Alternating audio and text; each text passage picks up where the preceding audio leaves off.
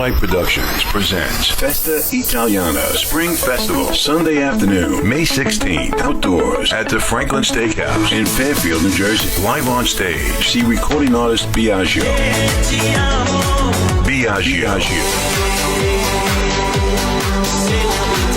That's Biagio with special guest Line. Plus, Uncle Floyd. Music by DJs Vittorio G and Blaze Venga. Hosted by the Wiseguyz Show. Doors open at 1:30 p.m. with food and beverage available for purchase. The seating and tables will be assigned with proper distancing on a first-come basis at the time of purchase. The Italian Spring Festival, Sunday afternoon, May 16th at the Franklin Steakhouse in Fairfield, New Jersey. Sponsored by Roccabella Vodka and Lamborghini Wine. For tickets, go to festa.eventbrite.com. Produced by Starlight Productions. All right. Welcome back to the Wiseguyz Show. Welcome back to the Wiseguyz Show. We are back, and we have a lot to talk about. I hope everybody sitting at home is ready to listen to a lot of good stuff. But let me start off. I am Freddie the Fireman, the host, and sitting next to me is Italian singing sensation Biagio. Ciao, everybody. Ciao. Sitting next to me on the other side is Jumpin' Gennaro's in the house. Sitting next to Biagio on the other side, we got none other than the Doc. Hello, everybody. Dottore. And on the end of the table here, we got Bella Wayo, Angelo Accetta, our Hoboken ambassador. And on the end of the table, you've seen him a million times, Sal Pags is in the house. Yes, Don Salvador. Shallow Sal. No. And let me introduce our in-studio guest this evening. He is a television host. He's done many things. I told him earlier before he came in that I was a big fan of Sports Extra, but there's a lot more he's done. Let's introduce television host, writer, producer, Mickey Burns is in the house. My pleasure. All right, the legend. Yes. And joining us at 9 o'clock, we got Peter Antico from, let me tell you, he's a stuntman. He's got credits. It's just tutto a little bit of everything. That's right. And he's known for a few things. We'll talk about it when he calls. But if you've watched the movie 29th Street with Danny Aiello, he played his son-in-law in the movie. But he's done so many things. And we're going to talk about that around 9 o'clock. But let's give it another hand for the Wiseguyz being back here. We got a lot of things going on, Biagio, and I know the first thing we want to talk about is this Sunday. Wow. Yep, Sunday's coming up. It's Festa finally here. Italiana. Yep, it's finally here. We're just waiting for great weather. Yeah. We have a lot of people been texting me. Can't wait to be there. We got a great lineup. You know what I'm going to do that morning, right? What I usually do? I'm going to sing O Sole Mio. Don't worry about it. Oh, it's all of me. Get the sun out. I have a feeling we're going to be okay. I don't see anything major happening. You look at your phone, 40%, whatever it is. I think we're going to be fine. But it is Festa Italiana. It's going to be taking place at the Franklin Steakhouse. That's right, in Fairfield, New Jersey. Music and comedy. And obviously, leading the pack will be Italian singing sensation Biagio. Biagio will be in the house. And also, Freestyle Legends. Is that what they are? Freestyle? Yeah. Dance, Freestyle Legends. Yeah. Lime is in the house. And let me tell you, they really get a crowd going. Their music is remember like in the day when their song would come on in the dance floor? That would... Everybody you know what? Nuts. It's a dance anthem. Yeah. You hear that, you go crazy. Well, the first time there's going to be somebody that get more people dancing than Biagio. driving down Bloomfield Avenue, and that's what you hear. And our what would you have again? Cadillac, Eldorado. The Barrettes. Yeah, but they But I got to tell you something, Freddie. We got people because we live in New Jersey. We have a bunch of people coming from Staten Island, Brooklyn. We actually have Brooklyn, Long Island. people actually, believe it or not, Queens. no lie. Somebody's coming. A guy named Dominic from Florida. It's New York. I'm not. Besides Joey Katz, Dominic, he's coming from Florida. He goes, I want to see you guys. Dominic.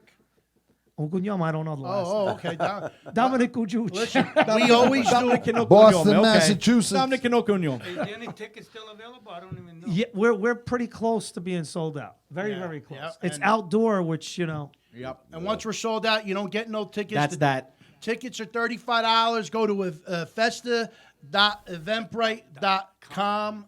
Is that right? I'm going to make Yep, sure I got yep. it. Festa.eventbrite.com for tickets. Once we're sold out, that's it. You can't come in. You got to sit in the trees and watch it from a distance and complain with all the other people who complain. But it is a little different look. COVID restrictions will apply, but I forgot to mention our comedy that evening. Everybody loves. He's an original wise guy from the original Wise Guy show. Uncle Floyd Vivino. That's right. Yep. Also, DJ Vittorio, the big ones, Tony Graziani, and much more. DJ Blaze Venga will be spinning the wheels with, I guess, DJ Vittorio. Yep, they'll be taking turns.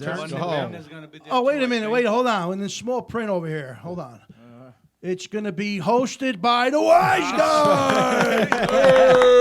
That deserves a Uno do it today. Come on. We're doing a lot of stuff lately. I'm telling you. Oh, we got a bunch of stuff coming up, which I guess we'll talk about later or whatever. Yep. Let's not forget our sponsors, Rockabella Vodka, which Mickey Burns will be taking home tonight and drinking on the rocks. Yes. Mickey, Hold on on the rocks. Can you count in Italian? Uno, Uno, due, dos, tre. tres, cuatro, No, cinco, Spanish. seis, siete, Italiano. Oh, yeah, Uno, Spanish. I used Uno, to get them mixed yeah. up all the time. Uno, Spanish and Italian. I due, took tre. both. Can you do I that? get- Uno, dos, due, no, tre. due, tre. Okay, ready? Mickey Burns is going to lead us into this Atzo. Are you ready? Go ahead.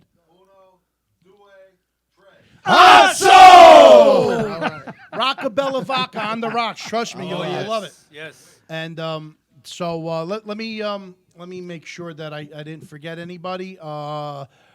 Yeah, it's going to be between 1:30 and 6:30, and it's going to be a lot of fun. Listen, we went through COVID. I mean, I know COVID's still lingering, Right. but we went through the strength of COVID, and we still brought in 400 people.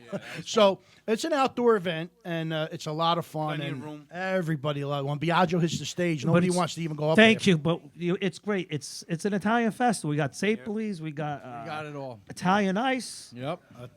sausage and peppers. We got everything going We've on. got a special Yep. guest from New York, too, don't we? Soho Johnny's gonna be there. Soho Johnny, that's right. Soho Johnny, we did a poster for him. Isn't he? You know Soho Johnny. You know right? So? Oh, He's coming. Really? Okay, he'll be there. nice. He's be there as well. It's all good stuff. And I don't want to just jump to another event, but the night before, me and Annette will be in Atlantic City for the undercard celebrity boxing match. Okay, that's Saturday, May 15th. I at will the jump in Showboat. Gennaro. We'll be there too. Oh, you're coming Saturday? Of course. Oh, okay. Okay, well, join the Wise Guys, and we'll be there. Come At, down. Yeah, I Come want to on. come. you want to come? Yeah. I think everybody's I going gotta to check with Atlantic the City. wife first, but you know, Just but got to be home on the 16th. The next day is the festival. yeah. So what are you guys All gonna right. do? Okay. All right. I'm driving back the same Can't be night. tired for the Unless you festival. want me to come with me. Listen, He's like, I can't be tired. if you really want to go, you can't stay overnight. You got to drive home, unless you're really going to drive home early in the morning.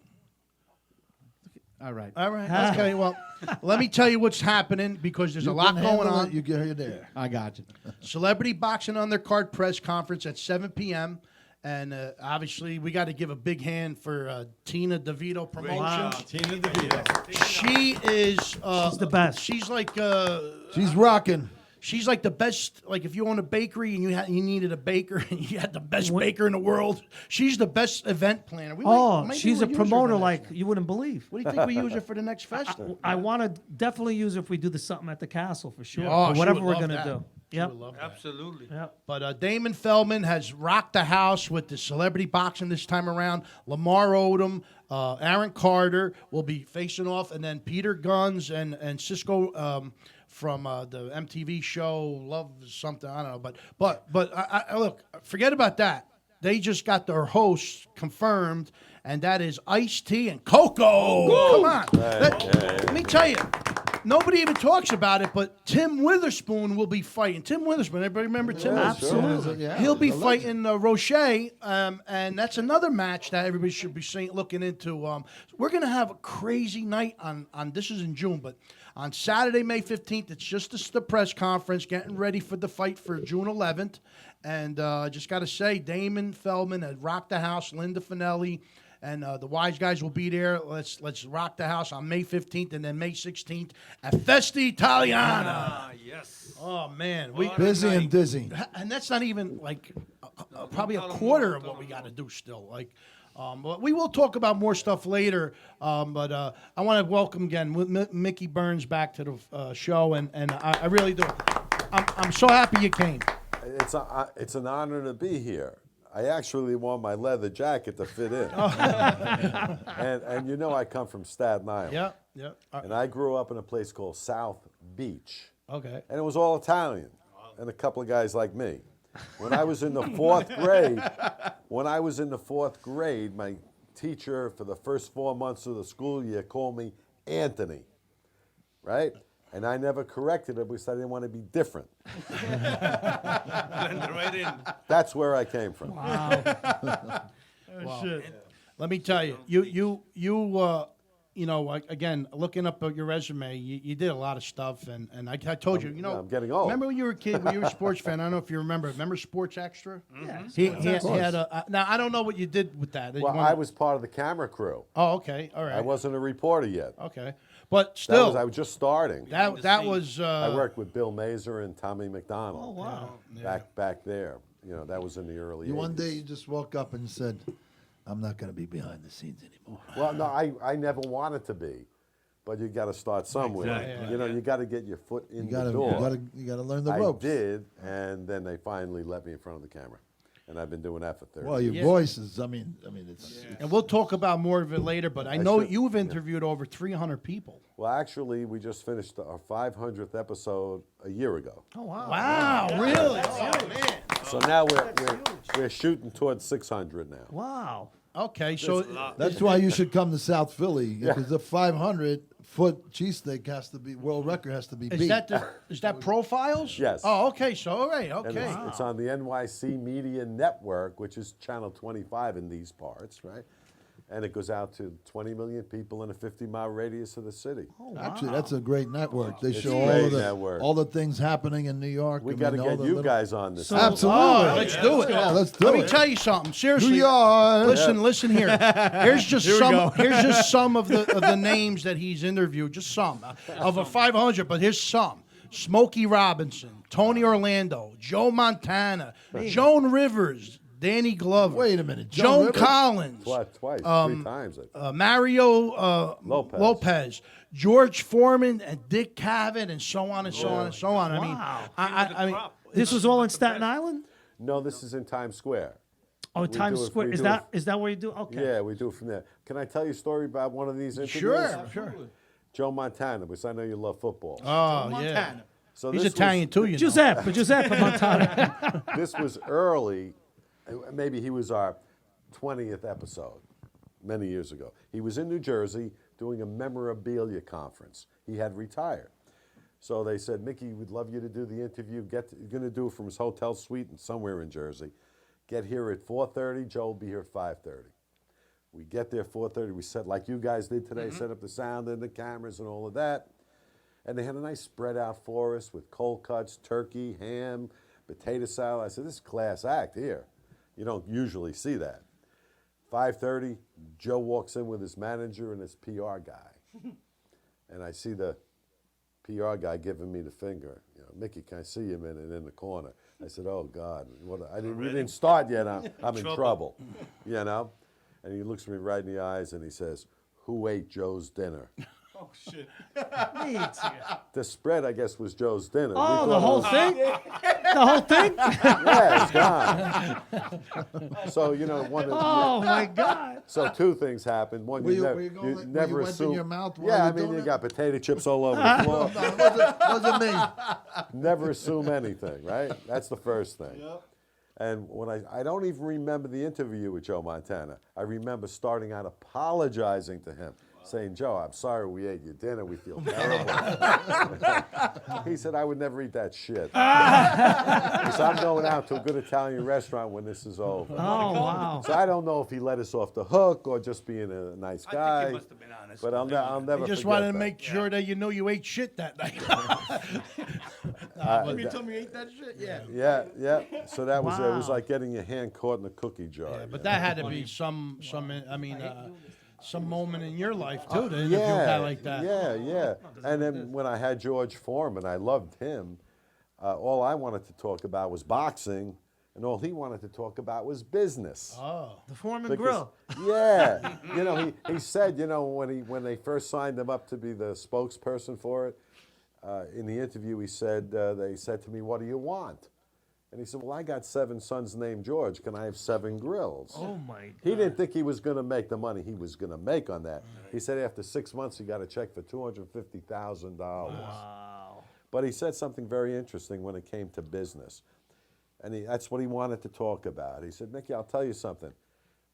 There's no such thing as a good business deal unless both parties are happy." I agree. I'm a big fan of And in today's business world, it's cutthroat. Everyone wants to win Yes. and beat the other guy. Right. And he took the approach, it's got to be a 50-50 type of deal to be successful. Yeah, I did too. I think that's like the #1 selling thing or whatever it is, right? Yeah, That it's grill. Oh, still yeah, is, he's yeah. made millions. Yeah. Right? Millions. Something crazy. I'm going to tell you why you didn't want to talk about $120 boxing. million. Oh, wow. Because you didn't want you to bring up the Ali incident. Well, I did talk. He did talk did, a little yeah. bit about it, and he told me during the interview that he felt he was drugged during that fight by his own handlers. Wow. They thinks they took some money on the side, put something in his water.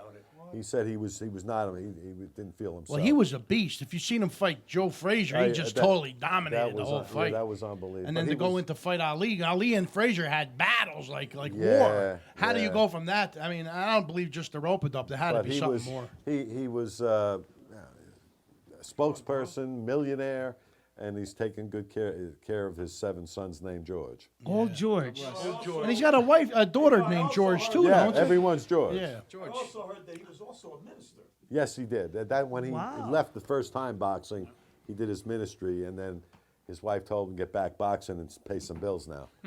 Speaking of the minister, the wise guy minister got anything here. for us this week? Yeah, I got something. All right, go. let's, There we let's go. hear. Let's hear it. I got Of course you got something. I got something. Picked out. All right, I got Drop us something. with the knowledge, Start Doc. off, Drop us with the On the knowledge. last show, I pointed out that I wrote this book called The Journey Through Revelation. Talk into the mic because when I'm I got. okay, You hear me now? Yeah, sure. All right. And Journey Through Revelation. And I also mentioned on the last show that Jesus made a statement about a centurion, Roman. Yeah. And that the statement was that he had not seen anyone with his degree of faith in all of Israel and Judea. Wow. And when we watch movies or you even hear people talk sometimes, it seems like Romans always get like the short end of the stick. Yeah. Yeah. They get the short end of the stick. Even though they dominated the And yet- world for 500 years. And more than that, but at any rate, I wanted to explain why he was that character that Jesus pointed out. What was it about him? Because one of the things that we don't hear is what exactly was a Roman citizen like? We never see what the Roman citizen is like. Yeah, we might see a film where they show, one of the emperors being a weirdo, or the Roman soldiers may being abusive, but we never hear or see what Regular person. was or what is the Roman citizen like. I also pointed out on the last show that we're not Italians. We're Romans. The country of Italy only became established in 1876, which is younger than the United States. So, but what was it before? Well, the peninsula has a great history, and the church is always referred to as Roman Catholic. So the people on the peninsula are Romans, if anything else. So I wanted to point out a couple of the characteristics. You wrote that book. Yes. No, I just saw your name on it. Yeah. I guess he knows it pretty good. That's the doc. The doc. I wanted to point out. Pay attention to class, Biatch. Pay attention. Yeah, pay attention. That's an F. You get an F. That's an F for fungal. There's a couple of interesting things about the Roman people. One was that they practiced a spiritual authority, and that they had a sense that there had to be something great in the social standings of people. They also practiced clemency. Now, clemency is actually a form of mercy, mildness and gentleness. And we see that in Pontius Pilate. Pontius Pilate knew that that Jesus had not committed a crime. Pontius Pilate wanted to be merciful. Pontius Pilate wanted to let him go. It was the crowd, which, by the way, were in many cases distant relatives of Jesus himself, because if they were Judeans, they came from the same tribe. So they yelled the loudest. So his own people didn't want him. Wow. His own people didn't show mercy. But a Roman governor was willing to do so. Well, Because that's part that's of, where the matzah Christ comes from. Yeah, I was going to say, my nonna kept Now, let going. me go on. Yeah, but let's just chill, bro. Digni- Chill with that. The, Just, the Latin word is dignitas. It comes from. I understand. Yeah. The Latin word is dignitas. Talking and what about that where it means comes is from. dignity. Not me, what I'm saying. And every Roman citizen had a sense of self-worth. That they were worth something. That they believed that they had some value. Fermitas, tenacity. Now, tenacity, we don't hear that too often, tenacity, that word. But to be tenacious means that you have a strength of mind, that you're able to keep going, keep moving forward. That's tenacity. The Roman people were also frugal. They weren't spendthrifty. And I'm going to stop with this word. There's a few more, but I'm going to save that for next time. Veritas. Veritas Domini mane in eternum, veritas Domini mane in eternum. Now the meaning. Veritas is truthfulness. Veritas is Use in a truthful. sentence. It's Fermitas to hold. being truthful. And today, Grease that you know, bed. we had a president who was, I guess you could say he's blackballed from Facebook and Twitter because he called the media fake news. Well, fake news was really being polite. Because being polite. He was actually being polite. Enemy of the people. Because what he called was them. really saying was, you're liars. You're not telling the truth. So we've come to a point where here we are in society today. We don't demonstrate or show the truth in films about the Roman people who lived 2,000 years ago, who practiced truthfulness. Yeah. So here we have the governor, Pontius Pilate, looking at a man, and he's saying to himself, they're accusing this guy of a lie. They're not being honest. They're not being truthful. And I want to demonstrate mercy, and they won't let me. And that's my word for the show. The message from the doc. Thank you. That's right. That's Message. Italian, American, Roman, and Christian message from the doc, the minister, the Yes, wise sir. guy minister. And yeah, he's written. You want to mention the book? He's got like yet? 10 PhDs. Where to find it if you want? Anybody wants? It's called Journey Through Revelation. Revelation. Through Revelation. It's a commentary on the book of Revelation. But the thing is this. I wrote this not from any religious dogma's point of view. I read the scripture. In fact, I even copied the scripture as part of here. And I did the whole entire book, word for word. And I meditated, I prayed as I went. Took about a year to write. And I did the commentary based on what I was reading, not by what someone was going to tell me. And I pointed out on the subtitle that it's a literary approach. And the reason for that is I taught reading for like 20 years.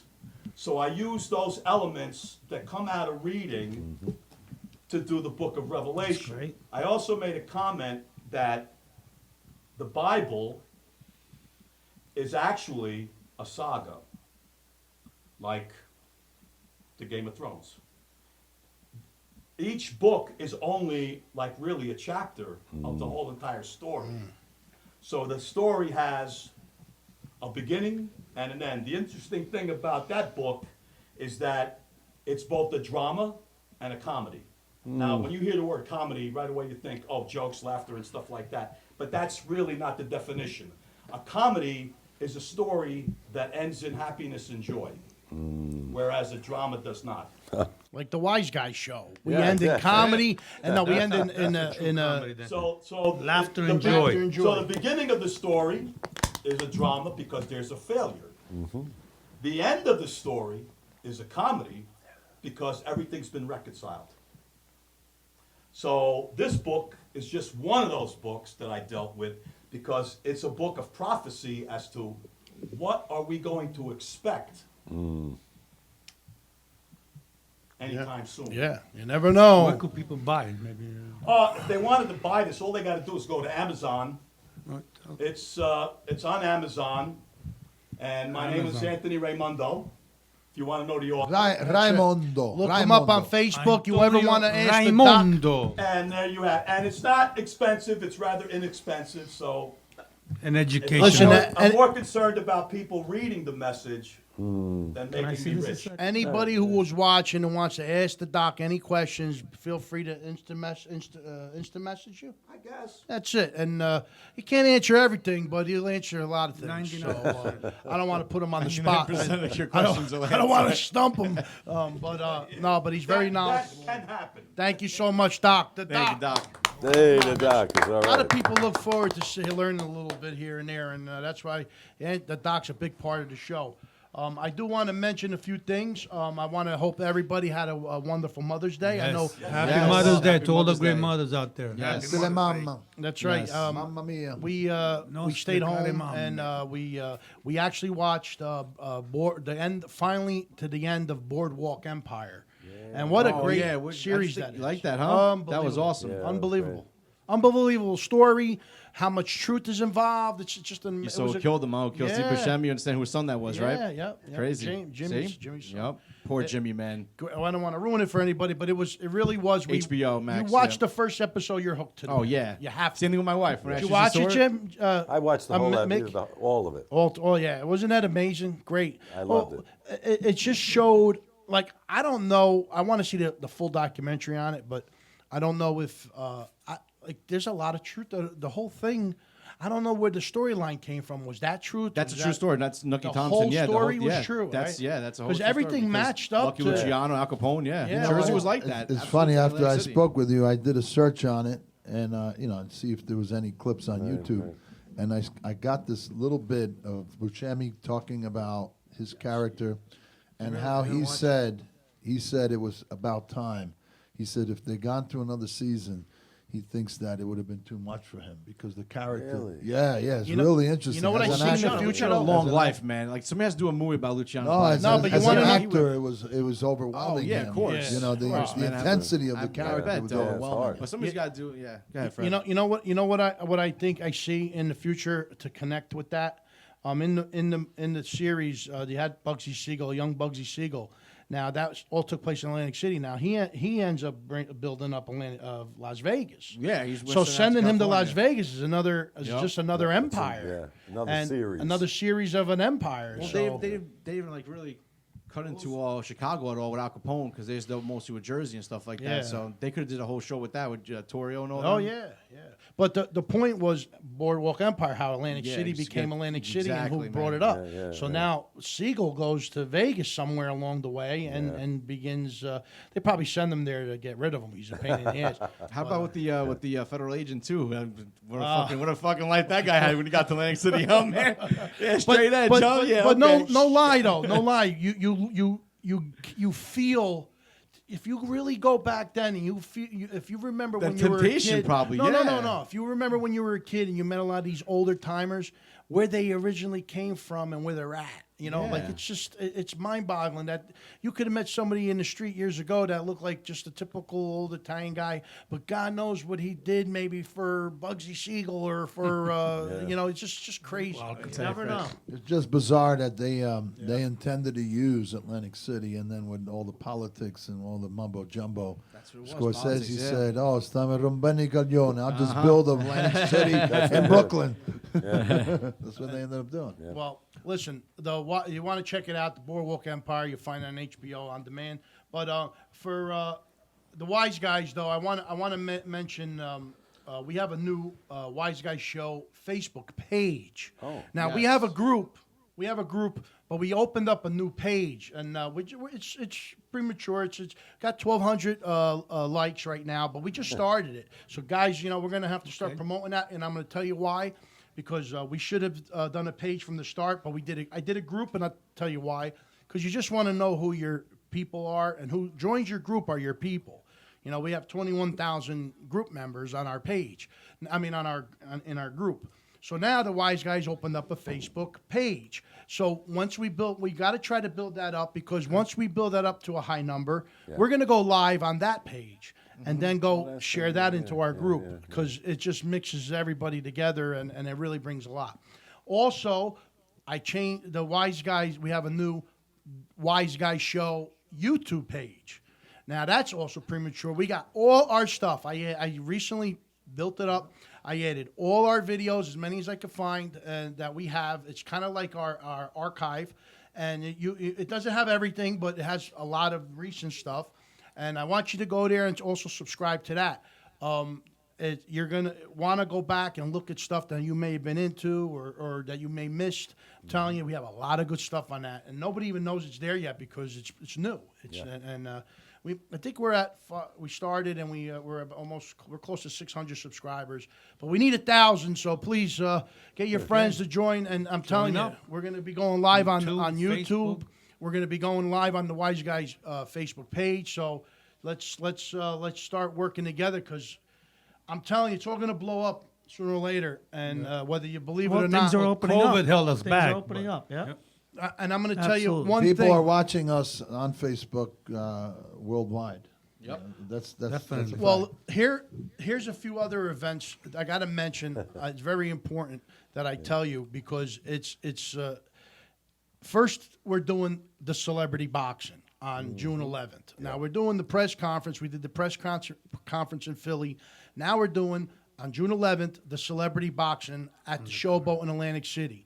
Odom Carter, Rosado Guns, Witherspoon Roche, and just added, I guess, like I said, Ice-T and Coco will be hosting it, plus 8 or 9 other undercard fights. And it's all going to be live in person or on pay-per-view, Fight TV pay-per-view, and other cable outlets.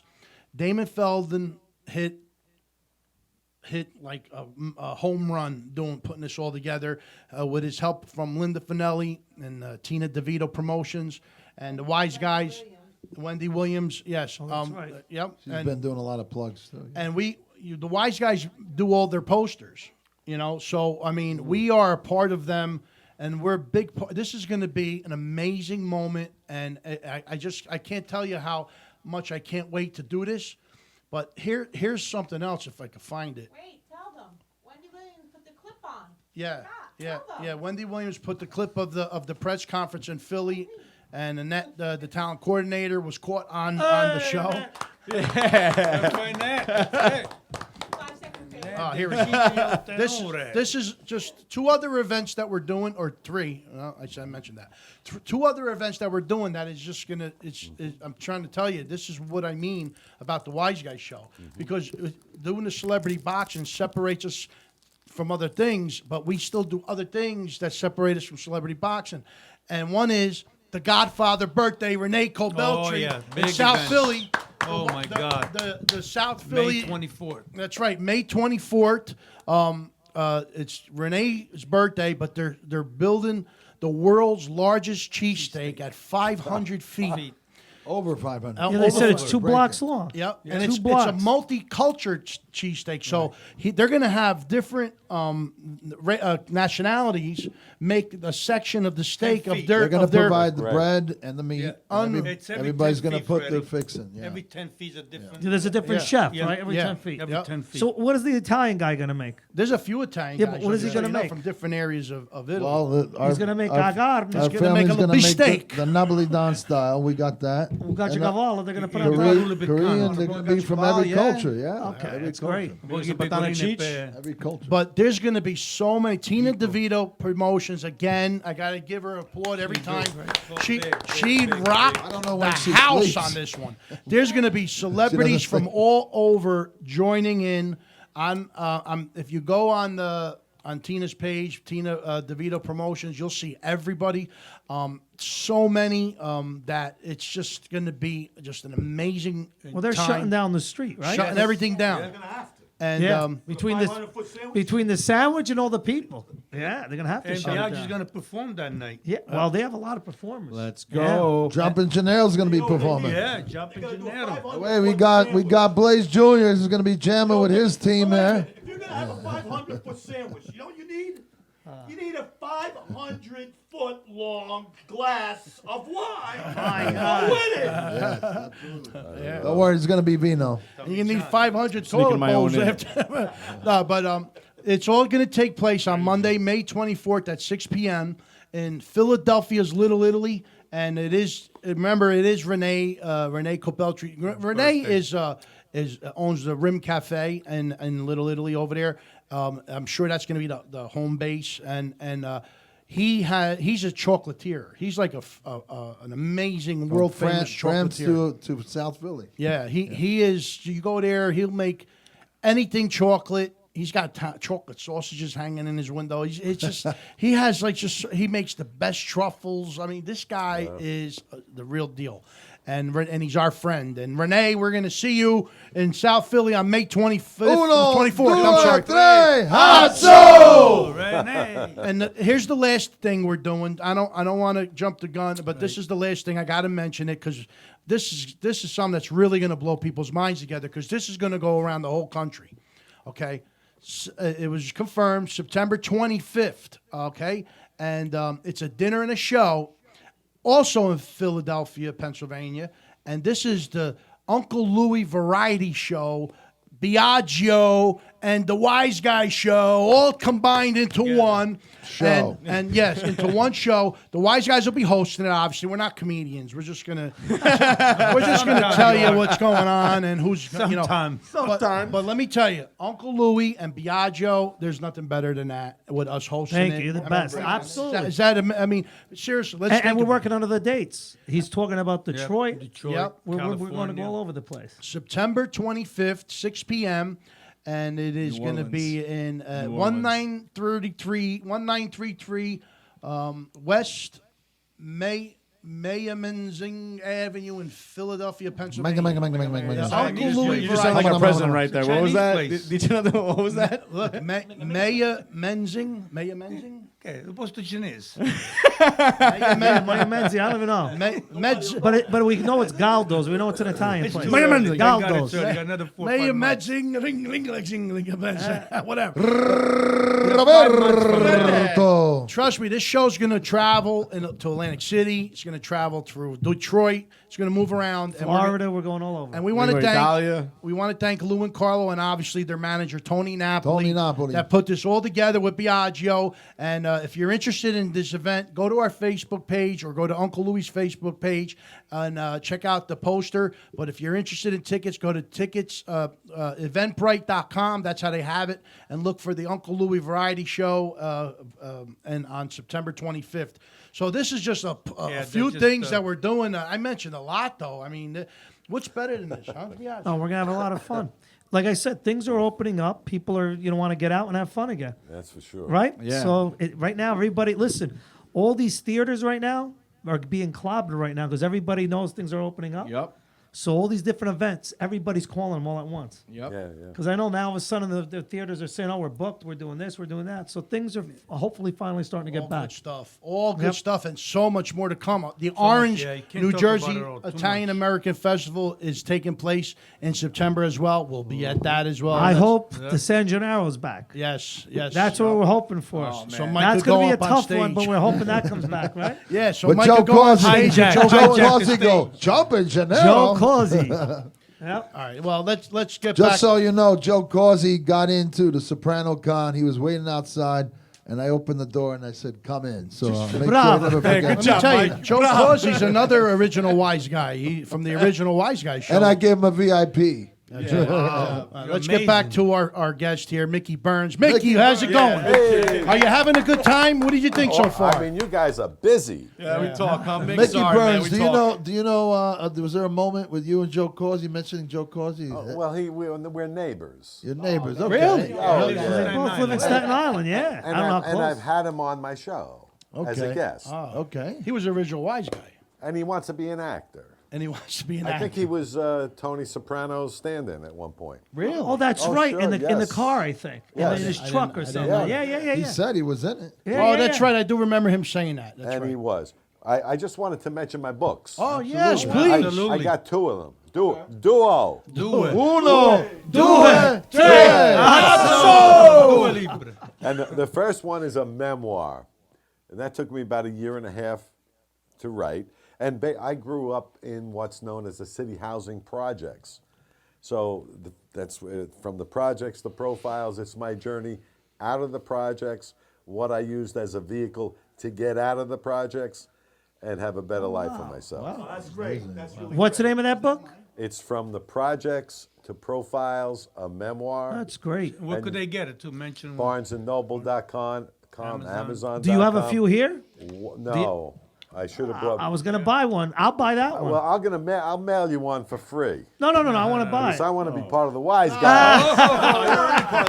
You already are. And the other book is a coffee table book, and I'll tell you how that happened. There's Susan Lucci right there, right? And but how this happened? She's Italian, right? Yeah, Of course. Yeah. But how this happened when the pandemic shut us down for a little bit. One day I said to my photographer, who's been with me 20 years, how many photos, and you guys should be taking more photos here, by the way. Well, we have a We don't- photographer. normally have a official photographer, but He's All not right. here. He's not here tonight. You got that covered. we got a So- good one too. So I said to our photographer one day during the at the beginning of the pandemic, how many photos have you taken over 20 years on the set? Wow. Good question, right? He says, I have no idea, but I'll go back into my computer and I'll call you tonight. He did. He said, Mickey, I have 15,562 photos. 15,000. So I called up our publisher who published the first book, New Haven Publishing, and she said, oh, you have that many photos? You got to do a coffee table book. So over the summer, we went through the 15,000 photos, and we put the coffee table book together, and it's called Inside Celebrity. That's a great idea. Inside Celebrity Profiles, a visual journey. So it's about all the guests that came on. Yeah. And it's little different, like a little bio about each of them? Or? Well, yeah. We Something call like that, I'm just fun, wondering. fun facts. Got it, or okay. Historical Jokes facts that they that, That's great. people not that familiar with. But we Wow. broke it down. How do you approach a book like this? So we said, we'll break it down into categories. So we have the singers, the actors, the musicians, That's great. the comedians, the influencers, and so on. And the wannabe. And that's it. But they limited it. I think they limited the coffee table books because they're very expensive to produce. Oh, yeah. You Which have pictures. I see how many pictures and you they're have. all, in there. and there's hundreds. And Wow. there's Michael Imperioli right there. Wow, You know, okay. So they limited me to 120 pages. So of our, let's say, 500 celebrities, I was only able maybe to use 200. So you could do a lot more books, we can obviously. do another one. Of yeah, course. The next pandemic Follow-up. we'll do the other one. No. Let's just do it. Don't worry And, about and it. these are available where again? It's everywhere from BarnesandNoble.com, Nice. Amazon.com, Walmart.com. They're out there, both of them. That's great. That's great. Mickey, And quick let me- question. Out of 500, who was the most memorable guest? Somebody that you could never forget. There's got to be somebody that you Well, talk about all the time. What he did, what yeah, he said. because almost every interview leaves you with something special of the 500. But the one that really always stands out for me, and I appreciate that question, was Eli Wallach. Wow. Wow, that's And I interviewed Eli. He was 96. wow. And he was sharp as a tack. Wow. And after the interview, he said to me, Mickey, it was like a nice June day. And he said to me, Mickey, take a walk with me. And I said, man, this is a good day. I do an interview with Eli Wallach, then I get to walk down Broadway with him. And as we were walking down Broadway, he was carrying like a grocery plastic bag they used to give you. And I said to him, Mr. Wallach, I didn't call him Eli. I said, Mr. Wallach, what do you have in the bag? And he says, a pair of shoes. He said, that's where we're going, to the cobbler to get my shoes fixed. Oh, wow. And I thought I would be funny. And I said, Mr. Wallach, you're a multi-millionaire. Why don't you go to Macy's and buy 10 pair? And he didn't think that was funny. And he grabbed me by the wrist and he looked me right in the eye and he said, Mickey, I got to tell you something. I grew up during the Depression. Oh, wow. And he said, back then, we didn't buy new, we fixed old. And I've never been able to shake that. Look at that. So that was a life lesson. Life lesson. I Life remember lesson. that like it was yesterday. Wow. Him looking at me with that stern look, and he was so sincere about it, He's never been able to shake the experience of living through the Depression, and he was 96 and a multimillionaire. A similar story. I don't want to. Yes. I just want to bring up. He was around the same age, I think, at the time. It was Ernest Borgnine. I had him on the show. we He was 90 something too. Yeah, he was 96, I think, when this happened. So that's what made me remember. And the look. I got a different look though. Yeah. What happened was I was standing behind him. Yes. And I was standing behind him because I was supposed to be brought up to meet him and talk to him. Yep. And somebody came up and they were talking Italian to him, but they really didn't speak Italian. They had some words to say, and they thought so. What happened was he answered them back in Italian, Okay. and they didn't know what to say. So I, standing behind him, knew what he said because he comes from similar. I think he comes from the region where I came from. Right. If I remember, that's what he. But I answered him in Italian, and he turned around with that smile, that famous smile, and I'll never forget that day because he looked at me and with that smile and he held it there and he was like, and then he said, you speak Italian? Ernest was one of my favorites. What a great my guy. second favorite would be Tony Orlando. Yeah. I mean, I asked him. I met him too. When I was writing this book, I texted him and said, Tony, would you put a blurb on the back of the book? In 10 minutes, it was in my inbox. Oh, wow. I mean, that's the kind of the guy he is. But last time I had him on the show, he said, Mickey, I want to give you something that nobody else has. Because we've kind of grown to be friends, And he said, I'm going to tell you about Jackie Gleason. Oh, wow. He said, Jackie Gleason was the guest on my first show on CBS. And we were sitting in the audience. I was sitting behind Jackie. And Dawn, his two girls, were rehearsing on stage. And Jackie made some kind of racial slur about the two girls on stage. And Tony said, I couldn't give him a pass. And I tapped him on the shoulder and said, Jackie, you're out of order.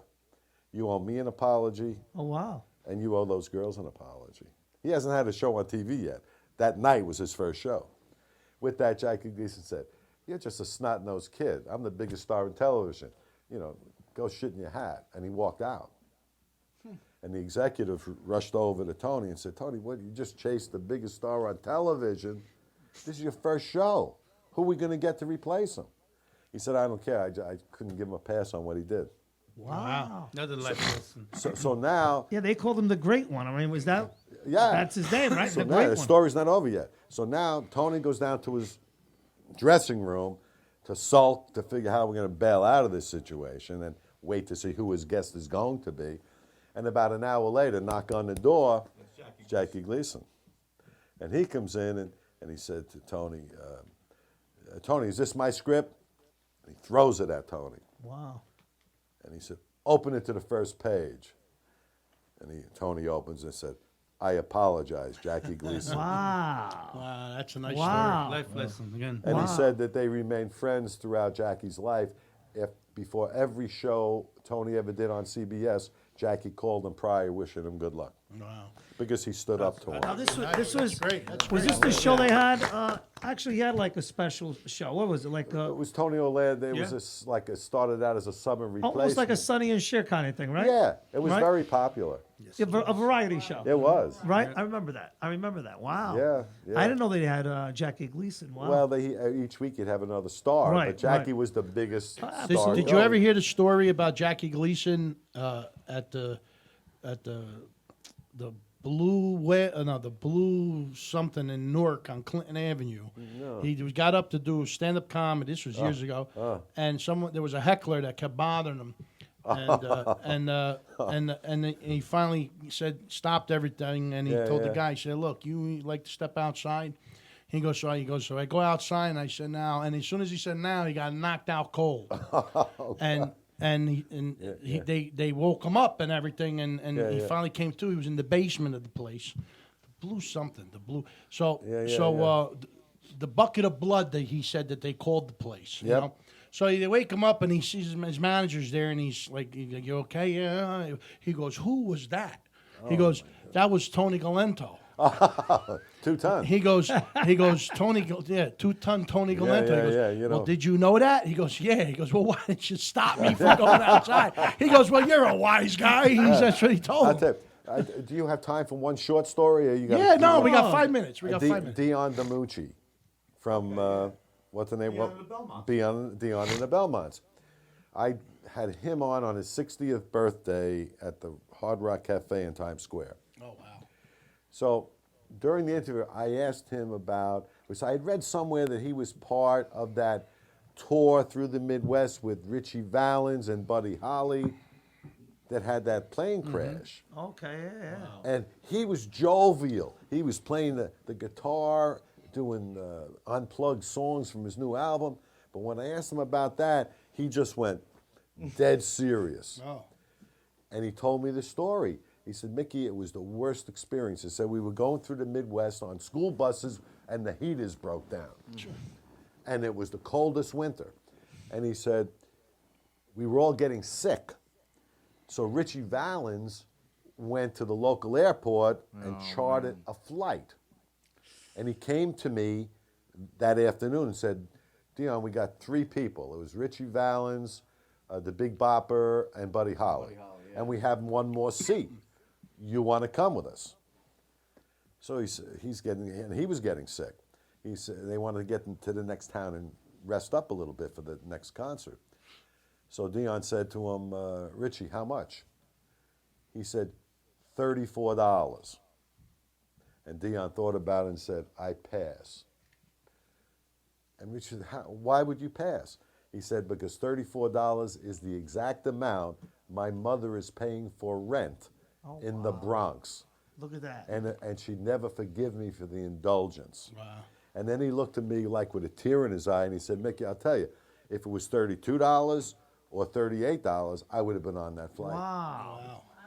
It was the That's number that fate. matched the That's rent. fate. Figured that could have paid the rent instead of taking the Right. plane. And today he's still got a fate. you know, a There good was career. also- Yeah. There was also a country singer. I forget his name.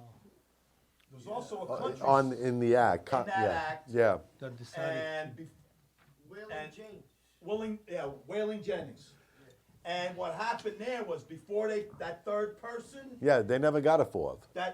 he was going to be selected as one of the third. Oh, okay. And All there right. was a coin toss. Oh. And he loses the coin toss Okay, to okay. that guy that Yeah, was yeah. the third party. Right. And he never talks about that incident because he could have been Yeah, sure. on the plane. But that's the kind of thing That's you fate leave when with you see doing that. Oh my all goodness. these interviews for the past 20 years. Every one of them has a nugget somewhere in it. Yeah, you know what? You're right. That's great. Wow. Yeah, well, when we listen to you talk and everything. Is that in the book? Yeah, oh yeah, it is. Those are his it's table. it's in my memoir. Okay. I do mention that because that's something nobody knows about. I'm buying that book Nobody- before you leave. Yeah. I won't let you out. And nobody. and so Now is you the- can't leave. the Joe You got another Montana- one in the car? Well, I got one other story. Can we do an auction? No, go ahead. No. We got to do a phone do call. a bid. No, Oh, no. let's do But a we phone got call. we got a whole plenty of time 'cause after I the got phone one call. on So we got Christopher all night. Plumbing. No, You got we're it gonna here. finish the show right to the end with all the stories. It's I gonna wonder all if you good got stuff. one on Bob Hope. I got. So we're going to try reaching out to our next guest, this Yes. Peter Antico. Soon, not going to be too long of an interview. We just wanted to reach Oh, I want to hear. We've been I'm waiting- a fan. Peter's a great guy, and Billy Gagoots is a reason why this happens. Billy, thank you so Grazie, much. Billy. Billy's working on a lot of big things, and I'll tell you, yep. once he hits the jackpot, the Wiseguyz show will be doing stuff with Billy up in Buffalo, New York, in that big barn that he got up there. New York. And we're looking forward to having a lot of fun. A lot of things happening. Biagio, you're going to be singing in this big barn one day. Up in Oh, yeah, upstate he's New been York. working on that barn for a while. Beautiful barn. But it's big. Cavallo. Yeah. You gonna call? Oh, here he is. Customers are going to be Perfecto. the animals.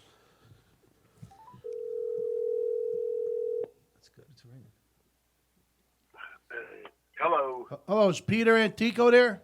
Hello. Peter, Hey. Pete? Hey. Welcome to the Wiseguyz Show. Hey, hold on, don't. How you doing?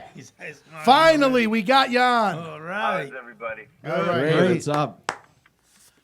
Pete, I just want to introduce Yo, yo. myself. I'm Freddie the Fireman. I'm the host in the You studio. guys hear me? Yeah. Can We you hear hear you us? very good. Can you hear us? Very well. Now I hear you. I hear you. I got but I got full freaking bars. It's all good. Oh, okay. I was going to introduce myself, Freddie the Fireman. I'm here with Biagio, Jumper Gennaro, Angelo, Bella White, Yo Angelo. The Doc is in the house, Sal, Pagliarulo, Annette, the talent coordinator who booked the whole interview, and Biagio, Blaze, our engineer, and our in-studio guest is Mickey Burns, television host Mickey Burns. Welcome to the Wiseguyz Show, Pete. All right, Welcome, Pete. Beautiful. Beautiful. How many Sicilians are in the audience? Believe it or not, Zero. we're Napolitano. All Napolitano. Don't say. Hold on a minute. Hold on a minute. You can't say no. Why? Your son is half Sicilian. Yeah, I know he's half, but yeah, that's well, right. he's no, he's Sicilian. even Napolitano. We got Yeah, most of us are Napolitano. Napolitan in Well, here. Yeah. everybody watching is Hey, definitely I'm a half Sicilian. Napolitan, half Siciliano. What's that, Pete? What? How you doing? Oh, How you doing? Pete, I want to thank you for giving us the opportunity for the interview. We want to thank Billy Gagoots, who straightened this, who put this all together. Thank you so much. Billy, a big shout out to Billy Gagoots. Yes. Now, let me start off with you, Pete. Obviously, you've done I don't even want to begin. Your resume is just is a lavishing career. You're just we'll talk about that, but we do want to talk about something specific that we wish you were a part of, but you're in California. But we did last January. We did an event for to remember Danny Aiello, and I know you were part of you were in the movie 29th Street, which was his favorite movie, and you played his son-in-law. And before we get started, would you like to talk a little bit about how you worked with Danny? Yeah, I love Danny Aiello. Danny Aiello is such a kind soul. Yep. I know it's so family. You know, Mickey, Danny, the third, the daughter's sons. They're just beautiful. His wife. They're just wonderful, wonderful people. They were so kind to me, and they want to make sure that you get your due. So when you're acting with him, he makes sure that you get covered. Because if you don't get covered, you'll be bouncing the ball against yourself. I'm hearing a lot of reverb. What's that? He says he hears like a Hearing slap lot of back. reverb. Oh, only when you're Echo, speaking? Only when you're speaking, or when we're. When I'm speaking. That's a little better. Is that better? A little bit. All right. Well, Just a delay. you sound good on our end. If you can you work with it? Yeah. You sound great on our end. Just so you know. Okay. That's fine. All right. So now, you've done many movies as a stuntman and as an actor. What do you like doing more? Well, I had a background in when I was a kid. When I came out of college, I was a pole vaulter and a baseball player, and then I had a neurological disorder called Tourette syndrome, and I was in school for 16 years. I could barely sit at the desk. My professor wanted me to be a lawyer, and I could have went into law, economics, because English was a minor, and my professors wanted me to make it a major. And I said, why? Well, if you want to be a lawyer, you don't want to take political science like you're doing. You want to understand how the English language works. So he gave me the best piece of advice I ever got. He said, take a Roget's Thesaurus, put it in your back pocket in between classes while you're waiting for lunch in the cafeteria.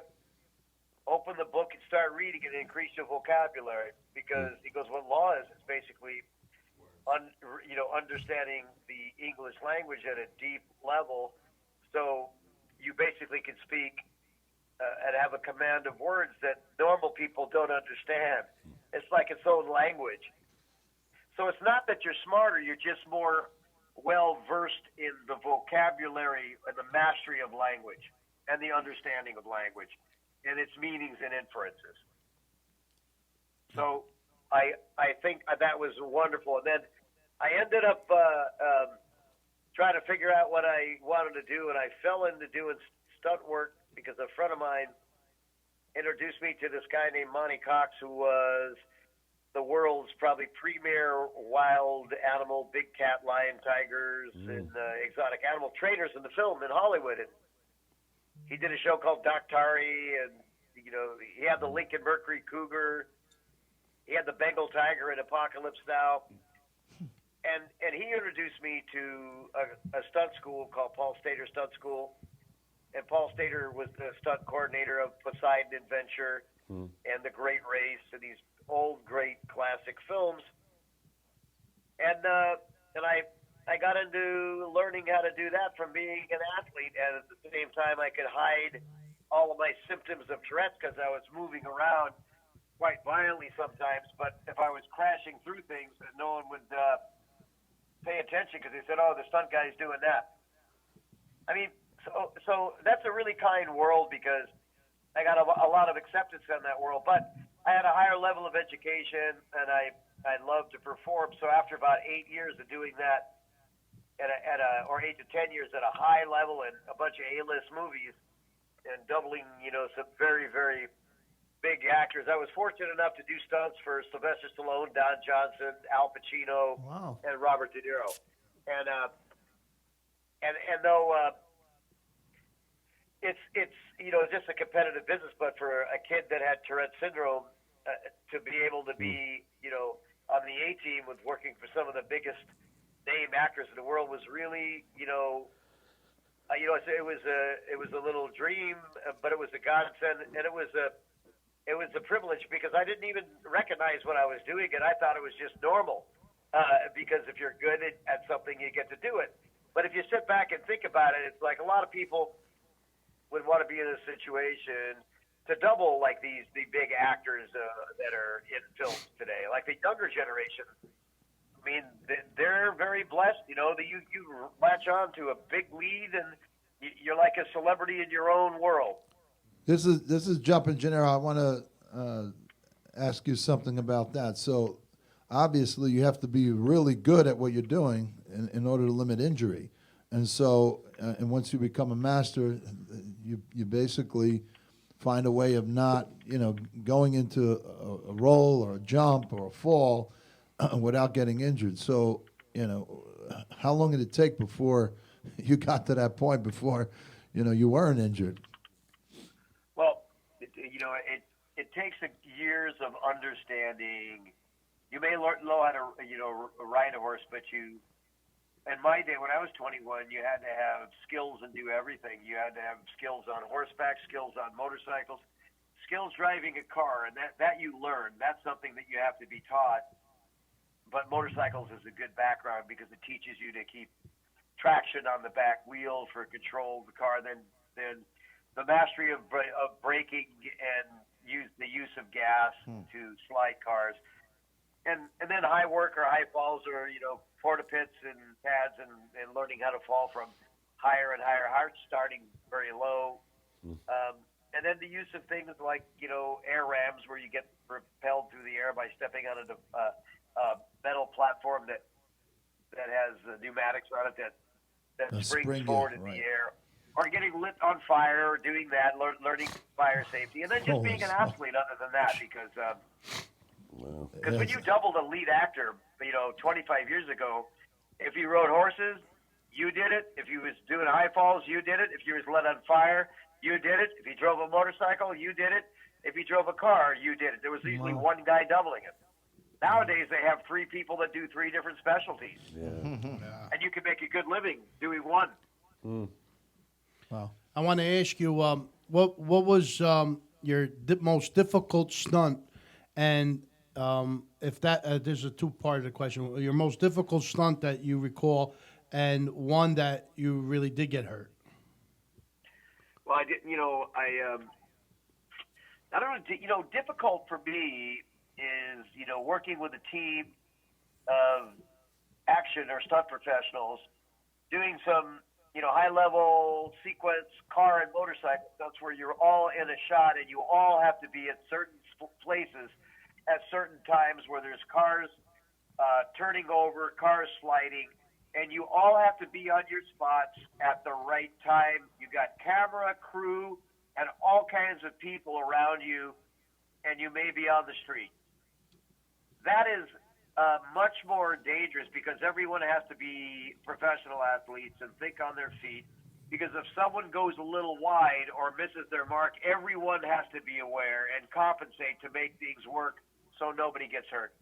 Those are far more difficult than just getting lit on fire and being in a contained area, or taking a car and hitting a ramp and turning it over when you're pretty much contained with all your protection in the street, because that's pretty contained. The things that are difficult would be probably falling from higher heights that's in an area where you have to jump out further to hit your airbag, or it's tricky where you can't see the bag when you leave the wherever you're going from. It depends on the situation. Pitfall. It's not, when you do stunts at a real high level, it's crazy. There's a lot of pressure from a week-to-week basis because, you make good money, but you're very careful about who you work around because you want people that are like scientists. They're very diligent. They take every safety precaution they can. They don't rush anything, and they make sure that it's prepared extremely well and rehearsed before it's done. And I have one more question. No, but what about your biggest injury? Well, I separated my clavicle. It's literally my clavicle, and I wrecked my knee. But I did these things on turning over a little sand buggy, or it's the little things that I'm lucky I've never been seriously injured. The injury that I pulled my clavicle out, I was hitting a fence at about 20 miles an hour on a motorcycle and flying over the fence. But I did it at 15. It was perfect. It was grassy, and then. When I did it, I said, I got a little cocky. I said, let me dial it up a little bit. I went to 20, and I went about, 10 feet further, but I had more G-force, so I couldn't gather my body. And within the grass, there was one tiny little sprinkler pipe that I never knew existed. And I was like, my head was, and my shoulder was perpendicular to the ground. My feet were straight up and down, and I kind of hit the pipe on my clavicle. And then flipped over. And then the next day, I had to fly to Arizona to double De Niro on Midnight Run. Oh, wow. And And he had, and Bob had two other doubles there. A guy, Corey Eubanks and Spiro Rosatos at the time, because there was 3 different units. There was so much action done. Well, that's what I was. That's what I want to elaborate on. Was there any? You named some pretty serious names there. Was there anybody that asked you personally, or it was just always through the agent, or someone else? Did anybody ever say, "Hey, you know what? He was really good. I'd like to have him back again on a future project"? Any of the big names? The agents that don't work with stunt people now, unless nowadays they do stunt coordinators. If they're trying to plug you into big stunt coordinating jobs. I mean, was there like a request by De Niro or Pacino to say, "Hey, next time I do something"? No, I worked 3 films with Bob, and I went on an interview for the first one because I was a pretty good match, and I didn't get it. And then the second, one of the stunt coordinators, John Moyle, said, "I'm bringing Pete up to do the second unit because he's a really good double." Then after I did that film, I did another film called 15 Minutes in New York that John Hirschfeld did, and then I did a movie called Showtime. There was a couple of doublers, me and my pal Johnny C, who doubled him, but from New York. But I never got. I'll be honest, I don't believe I ever got requested. Though I know Bob, but I never got requested. Oh, but I got approved by him in the next 2 films I did, because after I worked with him on the first one, and he knew me because he got Pete. He goes, "Oh, he's fine," or because he knows he knew me. Well, awesome. Yeah. Yeah, hi. This is Mickey Burns. I just wanted to ask you one question, and that is, what's the life expectancy of somebody who does what you did for so long? I don't know. It depends how good you take care of yourself. But obviously, you're in a high risk profession, and like anybody, you want to. That's why I said you want to train, man. If you're going to do, even if I've done a ton of high falls at 50 feet, if I knew I had to do one and I hadn't done one in a couple of years, I'd go out and jump. I'd do a couple at 30. And then I'd maybe climb up and do one at 50. And then I'd just go, then the next day when I was ready to do it, I would just go up there and it would be, I already be dialed in. Yeah. It's like anything, And my last question is, how does a stunt person reinvent himself for the second part of his life? Well, at 27 years old, I started studying acting because I had a love of performing. And when I was in my early 20s, I did like 35 commercials, and 75% as an actor, the other 25% doing stunts. So then I went to a guy named Alan Rich, who played the DA in Serpico with Al Pacino. Mm-hmm. And he played Mr. BB in the film with Jessica Lange. What is it called? Mommy Dearest, but no, it's I can't remember the name of the film. But he played Demi Moore's attorney in Disclosure. But Alan has been a pragmatic actor. Used to be a Broadway actor at 18 and 19. He got blacklisted in the McCarthy era from 20 to 21, but he was a big character actor, had character parts in huge films, and then he taught many big time actors, for CBS and many of these networks for a lot of actors and actresses. Like he taught like Joan Severance and Charlene Tilton, Frank Stallone, and many other names. Okay. So I started with him, and he was a brilliant coach.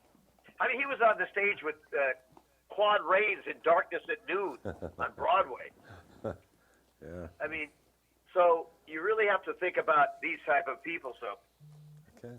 So that's how I got started there, and I went to the screenwriting program at UCLA. I studied there at night, and I got a break, a bigger break from Burt Reynolds. Gave me my first part in a big TV series in Florida called BL Stryker. And then I got a break with a big director named John Milius, who wrote Apocalypse Now.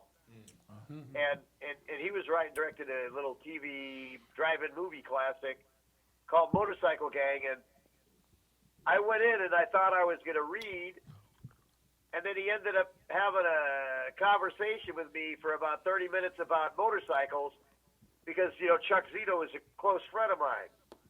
Very dear, and we were talking about motorcycles and motorcycle clubs, and he was fascinated with what I was saying. So I said, okay. I said, you want me to read? And he just goes, no, that won't be necessary. Mm-hmm. So what he did, they had to cast one other actor for another part. They let him go. They wrote the two parts together, and he gave it to me. Wow. Yeah, because you could ride. Was that the answer? I could ride. Because you could ride. Yeah, but I understood. And he can act. I understood the culture, because nobody, if you're around Chuck, you understand the culture. Oh, yeah. Yeah. So what kind of motorcycle do you generally ride on a daily or once in a while? Well, I had a custom Harley Davidson FXRS. So it was done by Rock and Roll Randy. It was built by Chuck Zito. Wow. And so when you see these new electric version motorcycles, well, not motorcycles, electric cycles, do you cringe? Oh, dude, have an old school. Hey, man, I like old cars. And, These hybrid cars that they're putting fake electric motor sounds to is just it's unfathomable. Oh no, man. It's unfathomable. Hey, I got an old electric bicycle that was built by Rock and Roll Randy, a friend of Chuck's friend in Orange County, California. It looks like an old Indian motorcycle. Oh, cool. Right. Well, that's what they're wild. doing. They're customizing with old bodies and retroing with electric, which they're usually using the guts of a Tesla right now. But a lot of interesting. Yeah. Yeah, we hung out with Chuck a few times. Chuck's a good guy. A Tesla's a beautiful car. You have to say Tesla's a beautiful piece of machinery. Yeah, it is. But again, if you grew up with sound, you got to hear. Like you're riding a motorcycle, you don't want to hear, the sound coming out of a speaker of a. No. You want to be heard, because motorcycles. If you're not in a area with traffic, you want to be heard, man, because it's safer. Get your motor running on the highway. Here we go. For adventure. Looks like nothing's gonna come my way. I'm the Doc, and I own a Harley Davidson Sportster. You better ride it to the studio in the summer one night. So I've ridden it, and you want some noise. So that people know you're on the road. Right. Because they only got to tap you, and you'll become a permanent stunt man that won't get up. Right. Yeah. Now that's. Hey, man, people should know how to ride. You can't just take 2 lessons and ride. You have to have experience. And well, in Italy, you can get a motorcycle license at the age of 14. Yeah, Vespa. And I sincerely believe this, that before they give you a license to drive a car, you should have had a license to drive a motorcycle, because you have more respect for the road, more respect for other drivers, because you've been on a bike. Yep. Yeah, but those Vespas, those little motorcycles are dangerous. Man, they don't have enough power to get you out of a jam.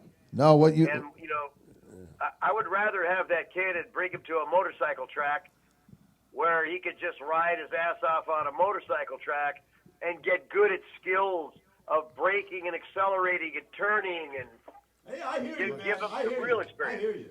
Well, actually, I'm gonna comment about what Doc said. Doc, you may not know this, but in Italy, what they need to do is they need the same system in America as in Italy, because before you get your license, you need to know all the parts of the car. Oh, yeah.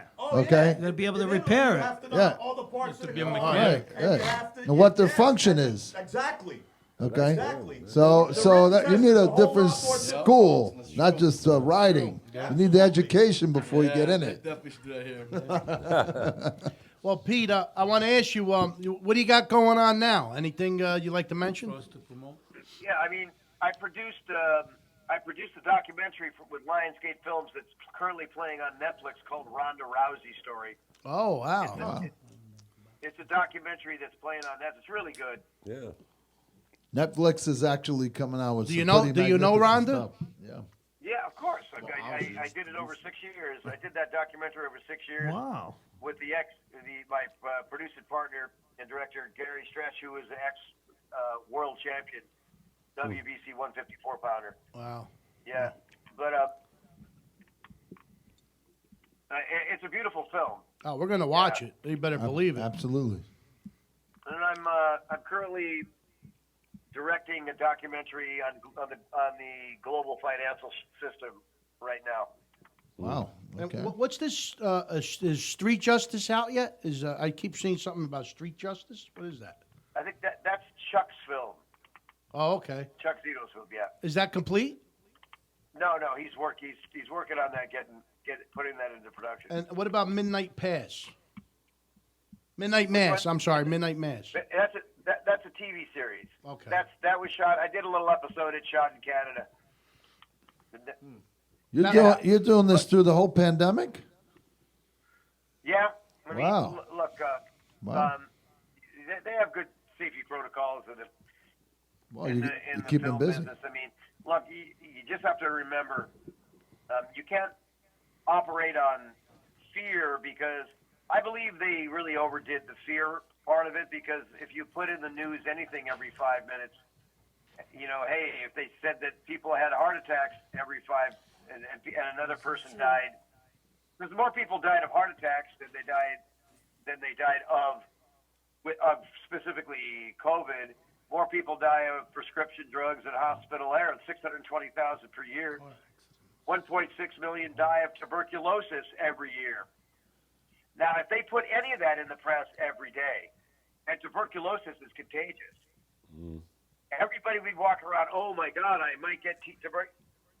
They would make you hyper aware.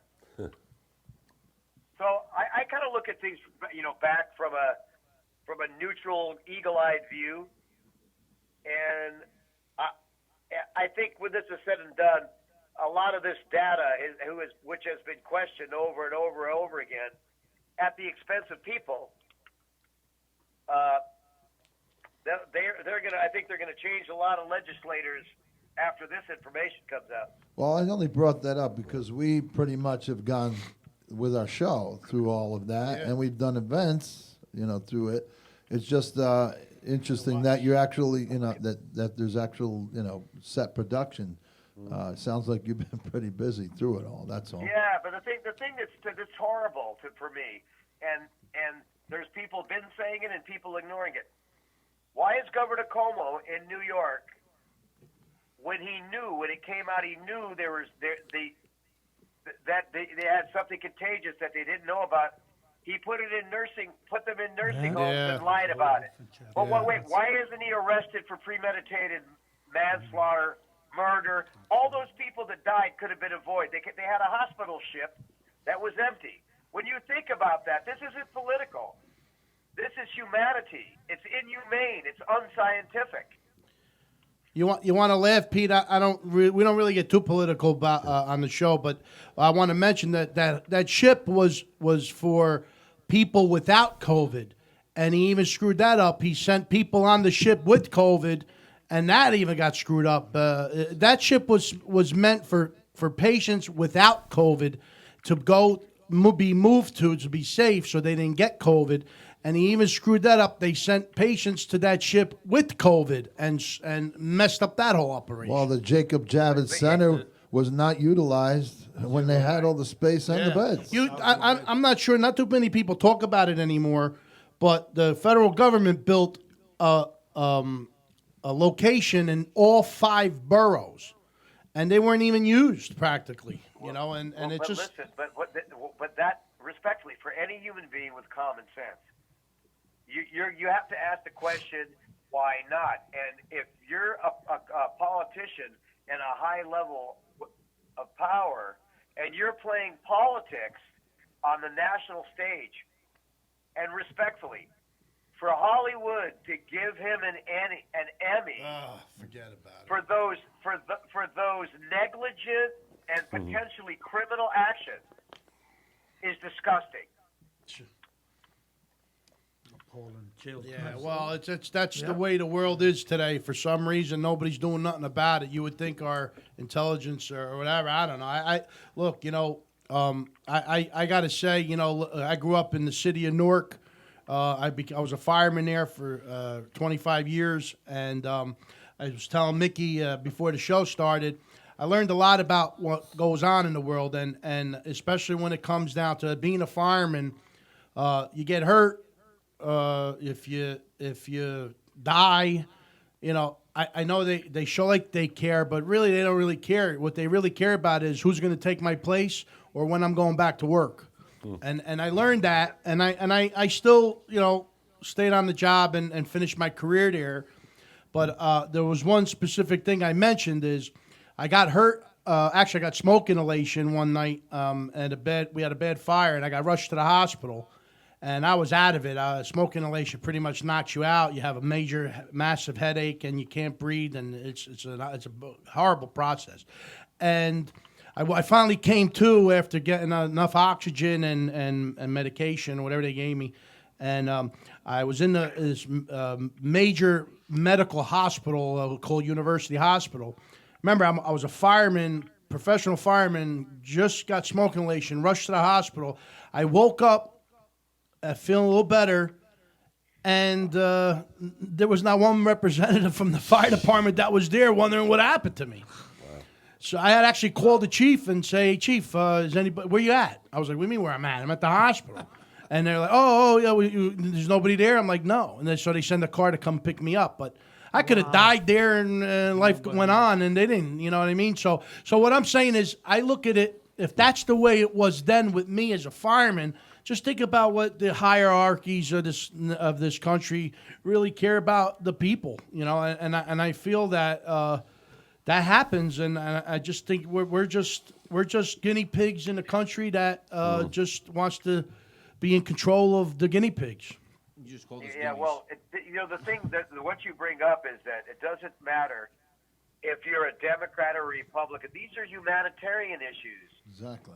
What Cuomo did was inhumane. I mean, shutting down economies when you increase, alcohol abuse, opioids, domestic abuse, and suicides.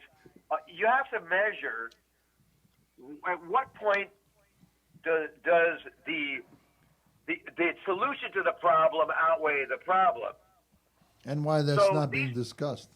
Yeah, it should be discussed. And what should be discussed is that they divide people by putting them in categories, or someone's liberal and someone's Republican. We all live under the same sky. We all have hearts and souls. We all want the best for our family, and yet if we disagree with an ideology, many people then kill them off and just say, I want nothing to do with them. They call them names. And Socialism. that kind of frequency, when you promote that kind of frequency, you promote that same frequency within yourself. You're only supporting the same vile energy. You have to go back to forgiveness, and you have to go back to love, and you have to be able to go to a spot where you're civil, and you can have a conversation, and it's okay to disagree. It doesn't mean the person's not your brother. Right. Well, you're also. Amen. I keep saying this over and over again. You could disagree. What you have to rely on is eyewitness. You can't go on based on what someone else says. You got to see for yourself. If you see something that's not right, you don't need for someone else to tell you it's not right. You see it's not right, and you voice that Mickey, you don't what do agree think? with it. What do you think, Mick? I'm sorry? What do you think about this? Well, I think that maybe he was, maybe the sexual harassment thing was a smokescreen to cover up all the things we're just talking about. Absolutely. My feelings is this. Yeah. If somebody commits that kind of a atrocity, Yeah. of 1,500 senior citizens dying when they shouldn't, when they shouldn't whatever. have, right? That individual needs to be made an example. Yeah. Needs to be punished, needs to be removed from office, needs to be incarcerated because it's a Right. form of murder. Right. To set an example for everybody else saying, wait a minute, I better not do that kind of crap. Because it could happen to me. You know what I mean? And also it creates a situation where we start saying we need to take care of people Right. and not ignore them Right. for whatever reason. And this isn't even the Right. political, because Democrats and Republicans believe that.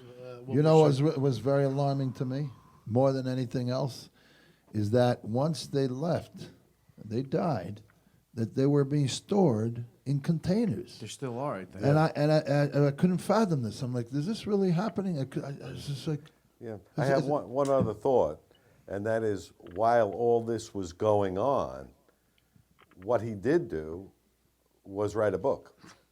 Oh yeah. And I thought that was in terrible taste Had enough under, time to write a under book, the yeah. conditions of Yep. what had happened. Yep. Disrespect to the Okay, well, I thought so. People just have to see. They have to see what kind of integrity they are. It seems like the ruling class.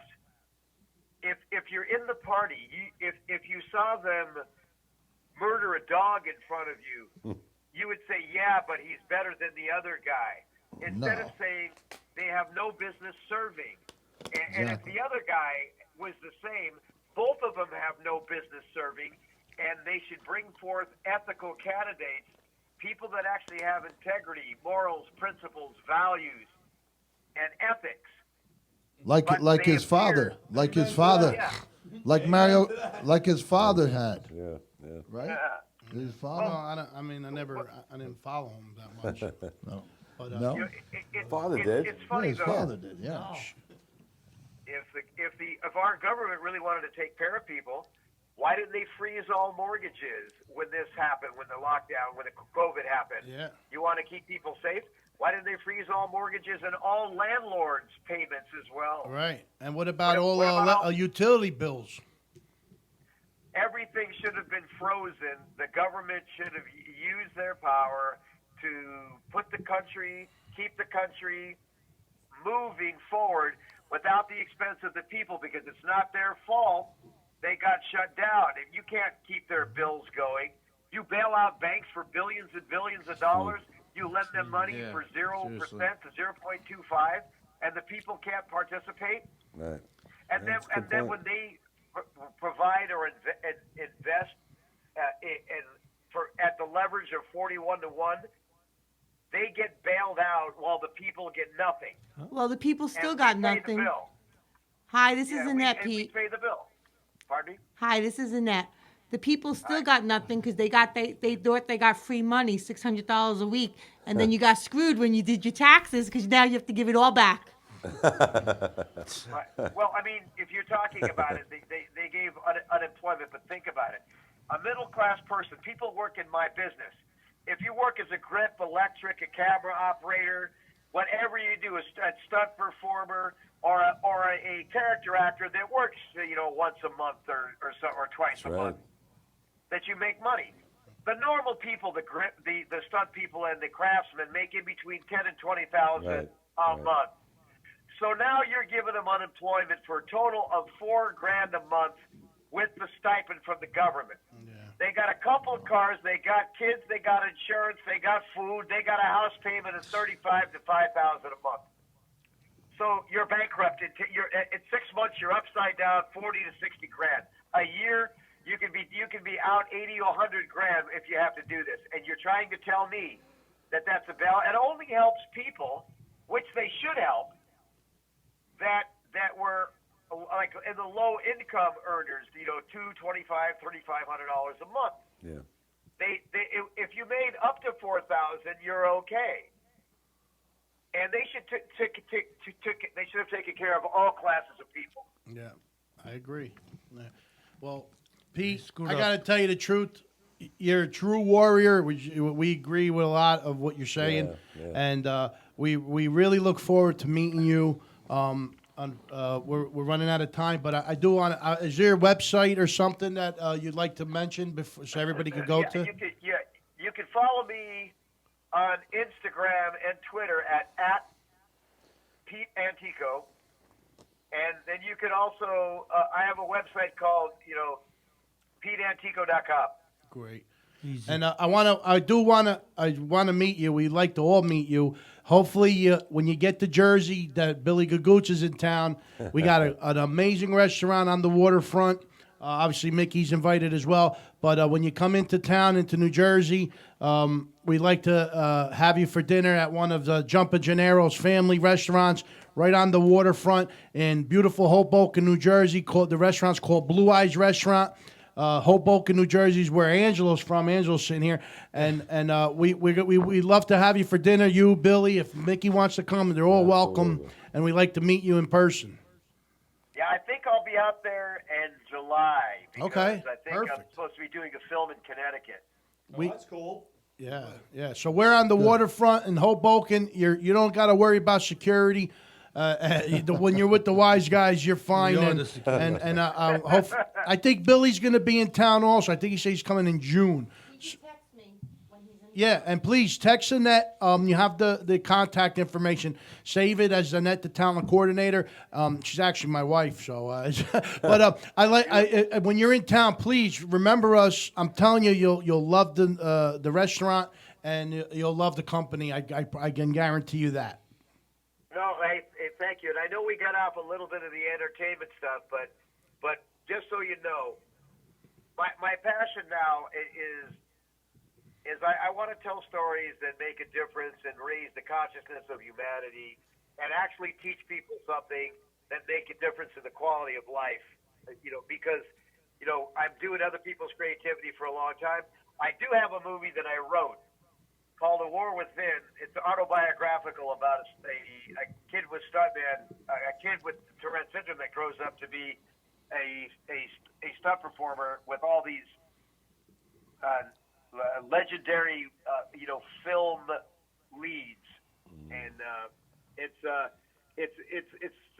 kind of like a triumph of the human spirit, like My Left Foot or A Beautiful Mind, but it's just a demonstration that you could do anything you put your mind to, and you're the manager or the governor or the king of your own universe, and no one can tell you what you can or can't do. Uno, due, tre, asso! Hey, and Pete, I want you to know, seriously, I want you to know, you've posted on our page before. Please, anything you're doing, we're huge fans of yours, and especially more today. I mean, listening to you, you're a total gentleman.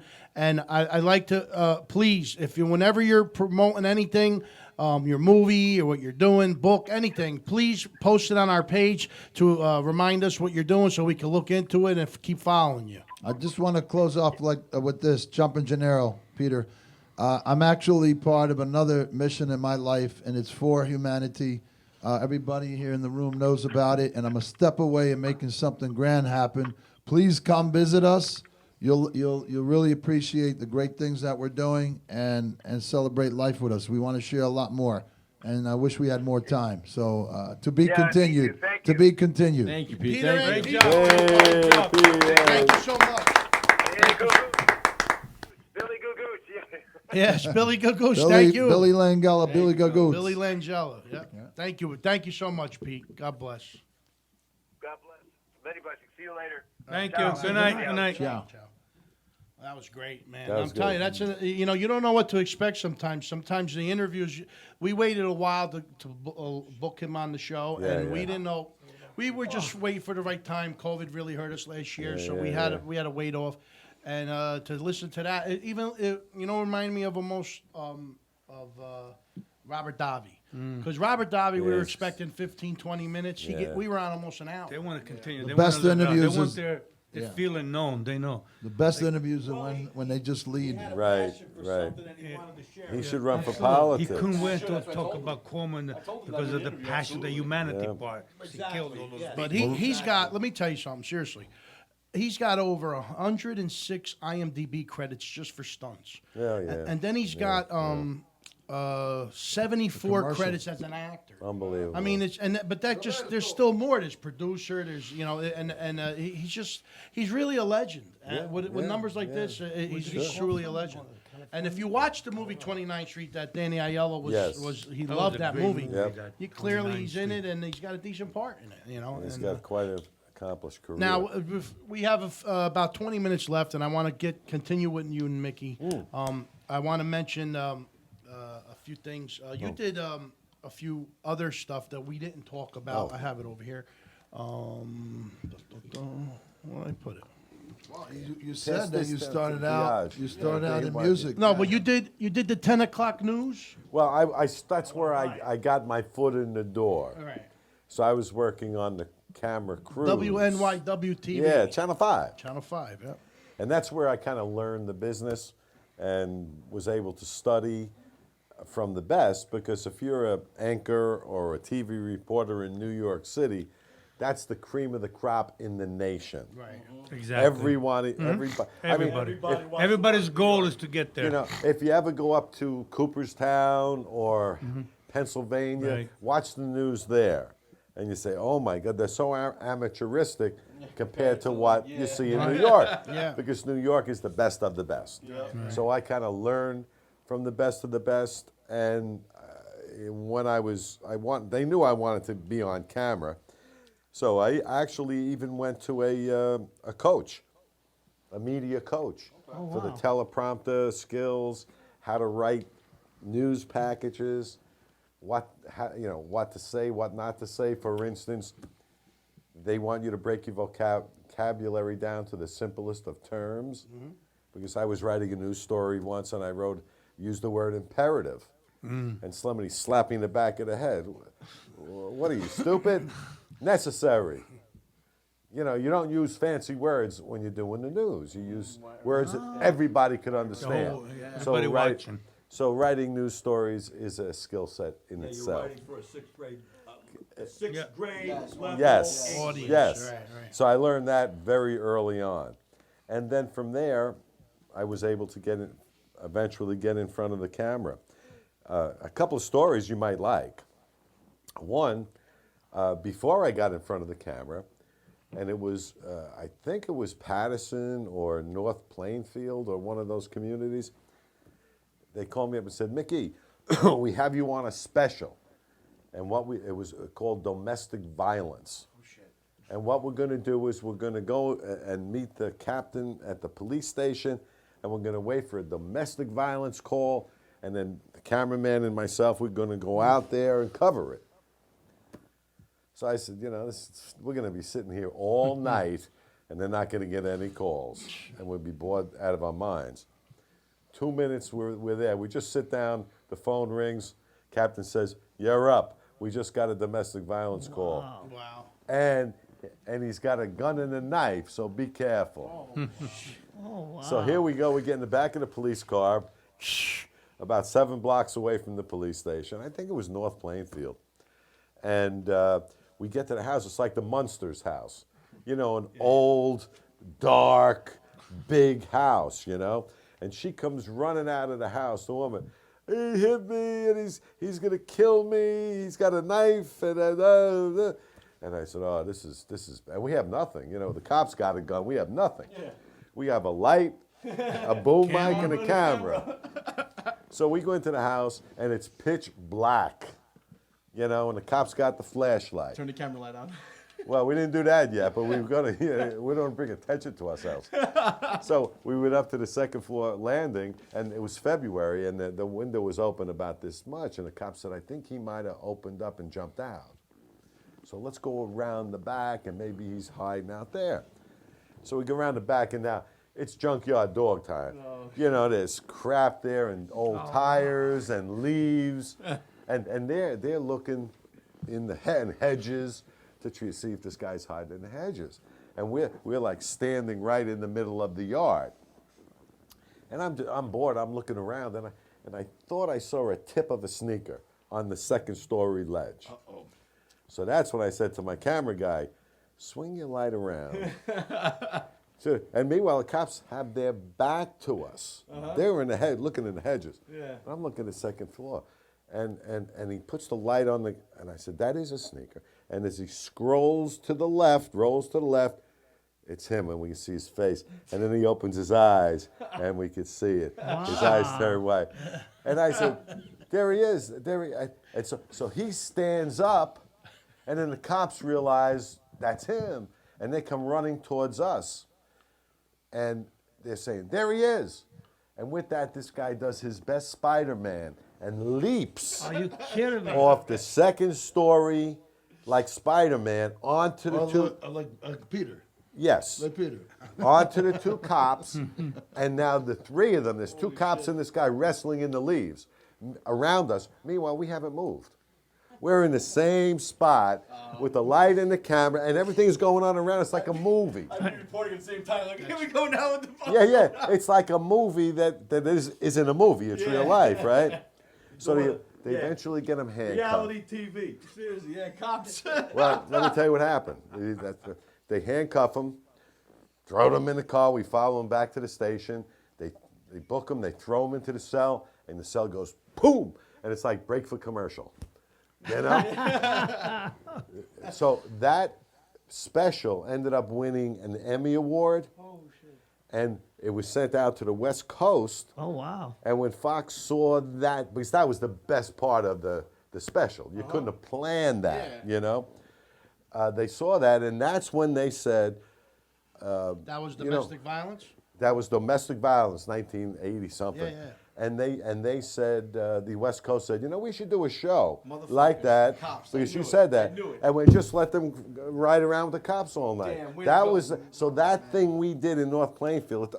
Stimulated bad boys. That What you gonna do? That was the seed. Yeah. What you gonna do when they come for you? I got nothing for it. Boys. I'm saying, Nothing for better it. talk. I wish you would have went home and maybe thought about that. Like, you know what? I got That my was own the show. pilot right there. I'm hanging around with cops, and that's it. But that was the best part of the special. They won an Emmy. Because what happened in most cases, they followed these people all the way through the court Did they system. give you credit? No, yeah. Cameraman, Mickey Byrne, I almost got killed. But you were filming the whole time. Yeah, whole time. We never Yeah, stopped. but Stairs. if it wasn't for you focus on the sneaker, there would never been a live moment. Right. So we followed this all the way through the court system for months, right? And eventually the woman dropped the charges. Because she said to me, Mickey, what am I going to do? She said, at least if he's out of jail, maybe he'll pay the rent eventually. If he's in jail, She's got to pay. I have no one. I'll tell you something similar. It's just Yes, crazy you say yes. stuff that reminds me of what happened to me sometimes. Yep. We had a fire in my early years on the fire department, Yep. and we pull up to the scene, and fire is all going heavy in the front of the house. Right. And they're all trying to get in. They're trying to forceful entry, and the chief goes, Fred, go around the back. Sometimes they leave the back door open, and he goes, maybe you could get in and see what it looks like. And Yep. So I said, all right. So I go up the back. Now I'm going up the back, and you can see the fire in front of the house. The back of the house has no fire, but Right. you got the orange glow. So I get to the second floor porch. That was an open porch. And I go upstairs, and I'm looking in the house, and I see the fire, and I'm going, geez, they're trying to get in.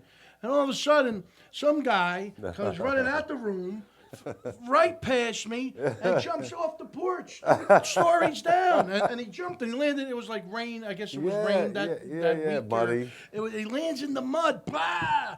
And he gets up and he runs and he hops the fence and he takes off. And I'm like saying, son of a... He was robbing the house while it was on fire. He went up the back porch to rob whatever he could get, and he took off. So I come back down. I couldn't go back in the house because I didn't have a line. I said to the chief, I say, hey, chief. He goes, did you go up the back? Was it open? I said, yeah. He goes, but some guy just hits me in trouble. He goes, forget about it. He goes, I heard it. That is a great story. Yeah, it's true. And I wanted to share one story. It was before we were talking about Rodney Dangerfield prior to the show.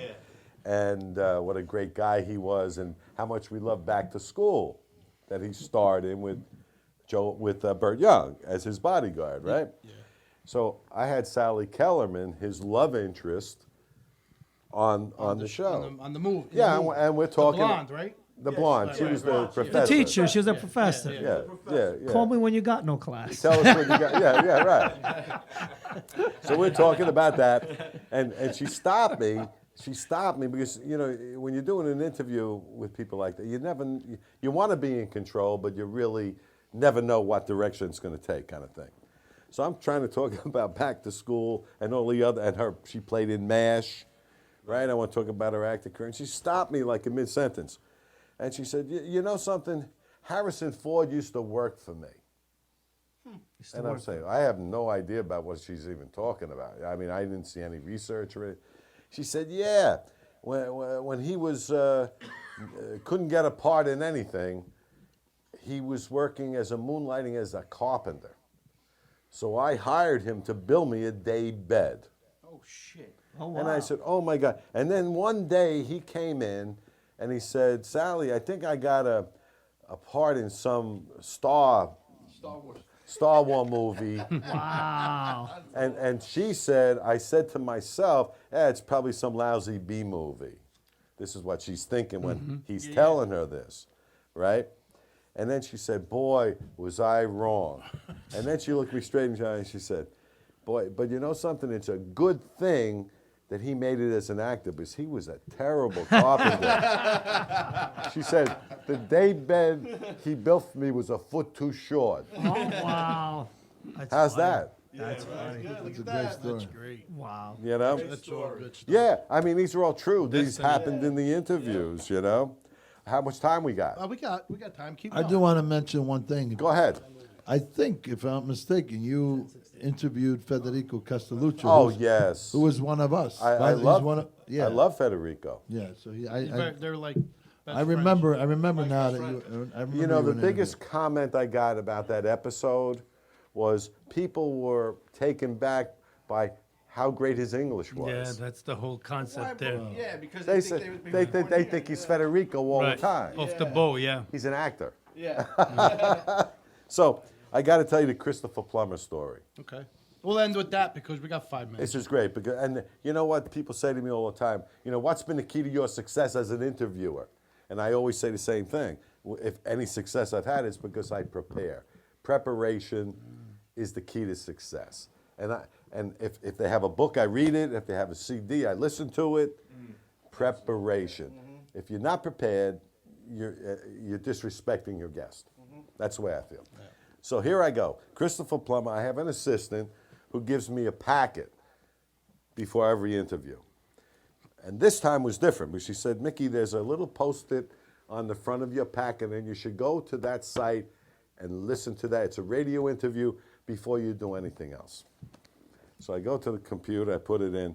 It's Christopher Plummer being interviewed in Ohio about his memoir, which is like 450 pages, Wow. that he sent me, and it's been sitting on my coffee table for about a week and a half. Because I said, how am I going to read it? It's like this. It's like The Rise and Fall of the Third Reich. You ever see that book?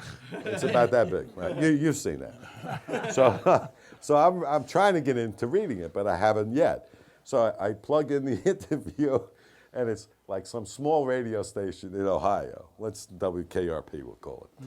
So it starts off by saying, Christopher Plummer, welcome to our show. It's an honor to have you on here. Oldest man to win an Oscar, blah, blah, blah, blah, blah. Great. And he asks him a question. Christopher answers it. Ask him a second question. He answers it. Ask him a third question, and Christopher Plummer says, excuse me, son, did you read my book? And the interviewer, in his best Jackie Gleason, hamada, says, well, no, I've been meaning to, but I haven't yet. And all you hear is click. Damn. End of interview. He hung up on the guy. That was it. Wow. So I said, well, I thank my assistant, and I start a heads reading. up. I got to start reading, right? So now here's Christopher Plummer, this Oscar-winning star sitting across from me, who just passed away, God rest his soul. And I said, I start off being Christopher Plummer, same thing. Oscar winner, oldest man to win an Oscar, Sound of Music, blah, blah, blah. Would it be okay with you if I start off the interview reading some passages from your book? He said, God bless you, my son. And he was all in at that point. That was great. That's The great. moral of the story is preparation. It's the key to success. I want let's first thank Peter Antico Yes. for giving Yes, us a great Peter, it's overview. great. And I really want to let's give an show to both of them. But Mickey Burns, you are the best. Yeah, pleasure me. I got my leather on. What did you think?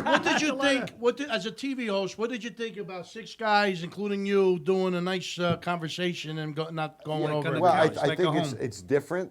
It's unique. You all have great personalities. And you know, you draw people in because they want to hear what you have to say. Yeah. And it's not, when you have one person, they get tired of just listening to me. That's true. In your case, everyone has a different personality. Well, Everybody brings something to the table. I think it's great. What about having you come in once in a while as a co-host sitting with us? Absolutely. Got to get me right up here, though. You're a made man to the Wiseguyz show. How's that? Hey. I have to thank Eileen. Eileen, yes, thank you, she's Eileen. the best. Thank you, Eileen. She's the best. God bless you, Eileen, for all you do for us on the Wiseguyz That's show. right. Sometimes, sometimes That's you it, forget, that's You got to who call helps me you. Anthony. Anthony. Freddie, before we close out, though, I want to Yes. mention. South Beach. Yes. So, well, that's where I was from, South Anthony Beach. South Beach. Hey, Angela wants to do a quick announcement before you leave. Yeah, so my cousins, Angelo Macri and his wife, Dominique, were chosen for a show called 9 Months with Courtney Cox. It's, wow. Yeah, That's it's big. it's on Facebook Watch. First episode actually aired on Mother's Day. Wow. You can watch it now. It's a very touching show. Deals with, I guess, problems with having children, different kind of ways, children born with Down syndrome or just having, issue with just having one. Share it on our page. I mean, Oh, yeah, absolutely. So everyone should take a look at that. It's called 9 Months with Courtney Cox on Facebook Watch. It's 15 minutes each episode. Absolutely. And, yeah, it was really touching. I'm just talking about it gets me emotional, but I love them so much, and God bless them. Thank you. Hey, way to go. Check that out. Also, don't forget Friday, Celebrity Boxing, the press conference in a showboat in Atlantic City at 7 p.m. Check us out. The Wiseguyz will be there. And don't forget, get your tickets now. It's almost sold out. Yep. Festa Italiana. Is Anthony coming? Who? Anthony.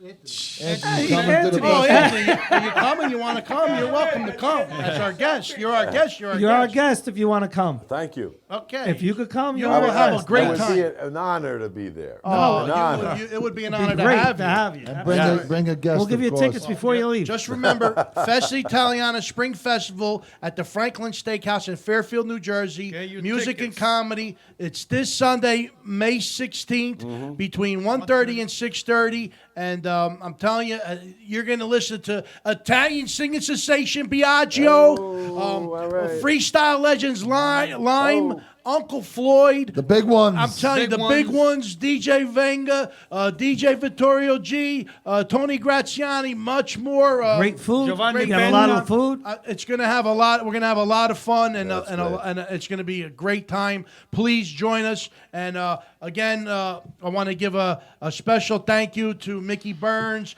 and my we're pleasure. going to close off Anthony with Burns. Anthony Burns. Anthony. Anthony Anthony. Mickey Burns. How about Anthony. Anthony? Antonio Mickey Burns. Anthony Mickey Burns. How's that? I Anthony love it. Mickey Burns. I love it. I And feel we're like gonna part go. of the We're gonna family close now. off with an Antico, and we'll see you May 15th at the Showboat and May 16th at the Franklin Steakhouse. Mike, take us away. Uno, Due, tre. Antico! Thank you so much, everybody. God bless and show. buonanotte.